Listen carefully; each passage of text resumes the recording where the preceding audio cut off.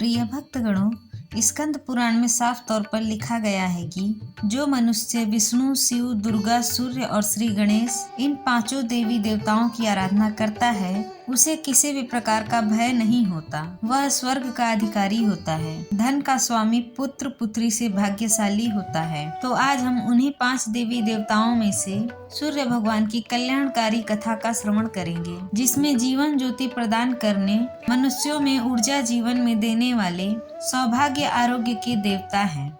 तो चलिए पौराणिक कथा का श्रवण करते हैं। एक गांव में एक ब्राह्मण रहता था। वह सूर्य भगवान का बड़ा ही भक्त था। वह हर रोज सुबह सूर्योदय से पूर्व उठकर नहाता था और सूर्य भगवान की कहानी कहता था, सुनता था और उन्हें अर्घ भी देता था।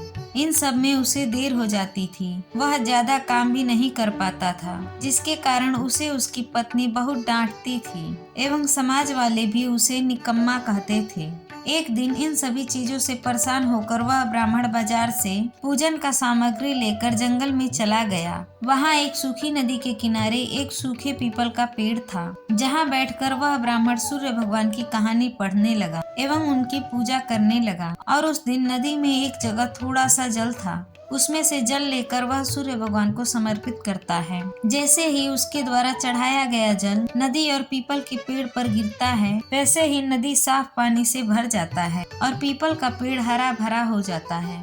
तभी सूर्य भगवान उस नदी के जल में प्रकट होकर कहते हैं, हे ब्राह्मण, मांग क्या मांगता है। ब्राह्मण ने यह सुनकर सोचा कि यह आवाज किसी भूत प्रेत का है। यह सोचकर ब्राह्मण वहाँ से भाग जाता है। तब वह घर जाकर यह सारी बातें अपनी पत्नी को बताता है। तब उसकी पत्नी समझ जाती है कि सूर्य भगवान ने इन्हें दर्शन दिया है। ब्राह्मण की पत्नी उसे समझाती है, कहती है, सूर्य भगवान आपसे प्रसन्न होकर आपको वरदान देना चाहते हैं, तभी तो वे प्रकट होकर तुमसे कुछ मांगने के लिए बोले। तब ब्राह्मण अपनी पत्नी से कहता है, मैं वरदान में क्या मांगू बताओ। उसकी पत्नी कहती है कि कम शब्दों में जितना हो सके मांग लो। और ब्राह्मण को सूर्य भगवान से यह मांगने को कहती है कि अपने महल के अंदर सोने के पालने में पोते को खेलते हुए देखूं। अब वह ब्राह्मण उसी जंगल में फिर से जाता है। वह जंगल में जाता है और सूर्य भगवान की कहानी कहता है। तभी भगवान सूर्य फिर से प्रकट होकर ब्राह्मण से वरदान मांगने को कहते हैं। तब ब्राह्मण अपनी पत्नी द्वारा बताए गए शब्दों को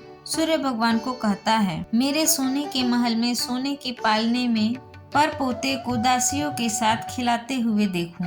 प्रिय भक्तगणों, ब्राह्मण की पत्नी द्वारा बताई गई बातों को सुनकर भगवान सूर्यदेव कहते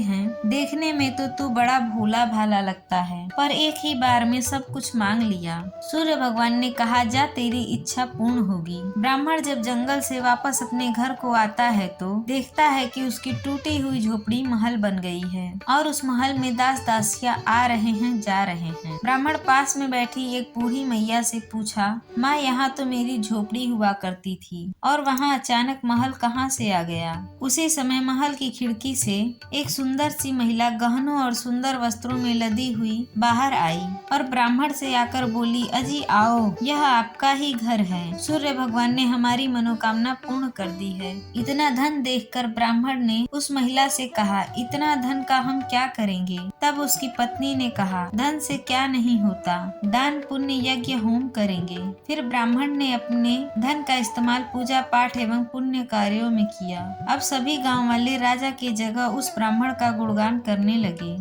राजा ने यह सब सुनकर ब्राह्मण को बुलवाया और पूछा, कल तक तो आपको खाने के लिए खाना भी नहीं था, आज यह धन कहाँ से आ गया, कहाँ से चोरी की है और कहाँ से डाका डाला है। ब्राह्मण ने कहा, यह सब तो सूर्य भगवान की कृपा है और उनकी कहानी कहने सुनने का फल है। प्रिय भक्तगणों, उस राजा का भी कोई पुत्र नहीं था। उसने सूर्य भगवान की पूजा आराधना शुरू कर दी और उनकी कथा कहानी भी कहने लगा, सुनने लगा और इस प्रकार सूर्य भगवान ने राजा को एक सुंदर सा पुत्र दिया और उसका परिवार सुख से भर गया। जय हो सूर्य भगवान की। हे सूर्य भगवान, अपने सभी भक्तों का कल्याण करना। ओम नमः शिवाय।